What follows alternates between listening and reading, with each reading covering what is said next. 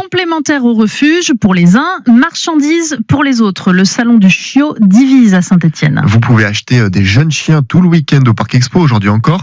Ce ne sont pas des jouets, dénoncent deux associations de défense des animaux. Paz et Argos 42 ont manifesté hier. Parce qu'un chiot, ce n'est pas une marchandise comme une autre, s'insurge Baptiste Pro, le président d'Argos 42. Ça réduit l'animal à un simple objet de consommation puisque les personnes qui viennent acheter un animal un petit peu comme une salade dans un marché aux fruits et légumes. C'est des animaux dans des cages, donc un univers stressant pour les animaux qui seront vendus au premier venu sans réelle connaissance des besoins de l'animal. C'est vraiment du marketing qui est mis en place pour provoquer un coup de cœur et faire vendre à des personnes qui n'avaient pas spécialement réfléchi, qui n'avaient pas réfléchi à avoir un animal avant de venir. C'est faux, répond Bernard Gilson, l'organisateur du salon. Pour lui, élevage et refuge sont complémentaires. Il est vrai que si vous pouvez sauver un chien du refuge et l'adopter, c'est formidable. Et je le dis sincèrement, en plus on aurait le même combat. Certaines personnes, parce qu'elles ont une ambition vis-à-vis de leur chien, ou tout simplement parce qu'on a des enfants, et des enfants en bas âge, et ben on veut partir sur un bébé et l'éduquer, le voir grandir peut-être avec notre enfant, le petit, et ça peut se comprendre. C'est pas de la concurrence, c'est deux buts différents. Dans cet esprit, ça me gêne pas du tout qu'on vende des chiens. Et pour Bernard Gilson, il y a surtout un ennemi commun des éleveurs et des associations de protection animale, le trafic de chiens qui ne respecte ni la réglementation ni le bien-être des animaux. L'info d'ici Saint-Étienne-Loire, ce sont des boules de poils allant devenir gaga transformées en marchandises.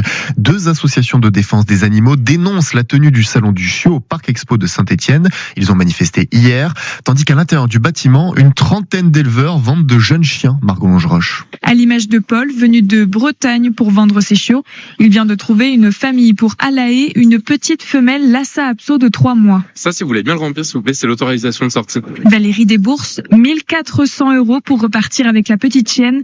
Ce n'est pas un achat irréfléchi, elle l'assure. Ça fait 10 ans que je suis toute seule et j'en ai vraiment besoin parce qu'elle va me tenir compagnie. Le projet, il y a plus d'1 an déjà. Et l'adoption semble réciproque. Elle a mis un moment et puis le temps qu'il nous explique tout maintenant, les petites cléchouilles. Paul, l'éleveur, lui fait signer un contrat de vente qui est aussi un contrat d'adoption et il fournit un carnet de santé ainsi que la preuve que l'animal est pucé, c'est obligatoire.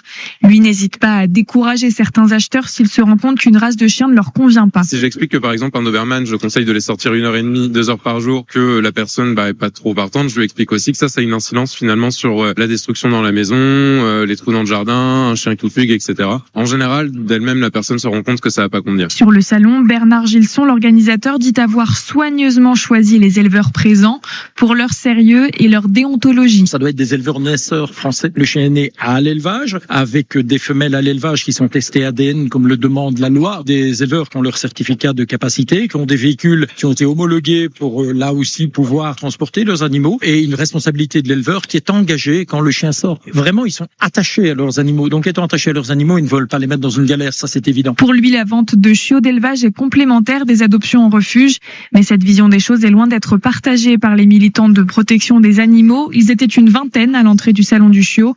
Audrey Dupuis est la porte-parole de la Paz, une des associations présentes. Toute personne qui réfléchit peut arriver à comprendre que les animaux ne sont pas des marchandises et qu'en fait on n'achète pas un animal, on va l'adopter. Et c'est complètement absurde en fait qu'il y en ait qui fassent du business sur la reproduction des chats et de chiens et que dans le même temps on tue des chats et des chiens parce qu'on manque de famille pour les adopter. Il faut changer de système. Les militants demandent à la mairie de Saint-Étienne de refuser d'accueillir ce type de salon au Parc des Expos. Reportage de Margot Longeroche qui vous a mis des photos, qui vous a mis ce reportage sur notre site ici.fr.